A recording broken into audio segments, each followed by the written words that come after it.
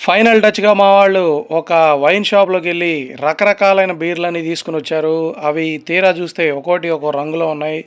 ఇంకా నేను పేర్లు చెప్పలేను గానీ, మీరే వాటిని చూడండి. అన్నీ డిఫరెంట్ డిఫరెంట్ కలర్సు, రెయిన్‌బో కలర్స్‌లా ఉన్నాయన్నమాట.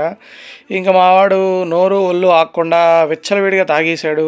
ఇంక వాడిని కంట్రోల్ చేయలేక మేము వాడిని కార్‌లోనే పడుకోబెట్టి, ఏసీ ఆన్‌లో పెట్టి, కారు పార్కింగ్‌లో పెట్టి, బాబాయ్‌కి అప్పచెప్పి పెట్టి, మేము ఆల్ అబౌట్ ఆల్కహాల్ మ్యూజియంలోకి ఎంటర్ అయిపోయాము.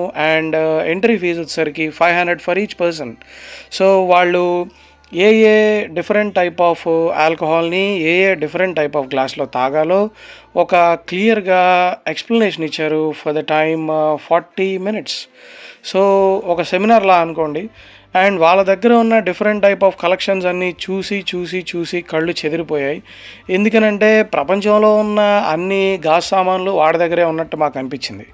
అలాగే ఈ చిన్న చిన్న గ్లాసులు, తర్వాత టేబుల్ స్పూన్లు, తర్వాత షాట్ గ్లాసులు, వాటి మీద ఉన్న tinted glasses and different type of facial glasses, copper glasses, bronze glasses and knifes, ఇంకా ఇంకా ఎన్నో ఆర్టిఫాక్ట్స్ అన్నీ వాళ్ళ దగ్గర ఉన్నాయి.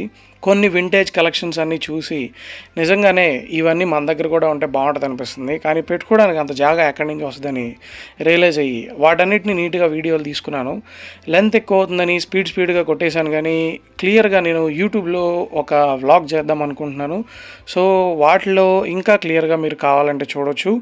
అండ్ ఐ హోప్ గోవా సిరీస్‌లో ఇదే లాస్ట్ వీడియో అనుకుంటా. ఇంకా 2, 3 రావచ్చు. బట్ నేను నా రిటర్న్ జర్నీ ఎలా వెళ్ళాను అండ్ నా ఫ్రెండ్స్‌కి ఎలా గుడ్ బై చెప్పాను అనే వీడియోస్ మాత్రమే ఉన్నాయి. సో, మీన్‌వైల్ ఈ డిజైన్స్ అన్నీ చూస్తూ ఇంక మేము తన్మయత్వం పొంది మైమరిచిపోయి బయటికెళ్ళిపోవాలని అర్థమైంది. సో, బయటికెళ్ళిపోయిన తర్వాత నెక్స్ట్ ఏం జరిగిందో తెలియజేస్తాను. Thank you for watching.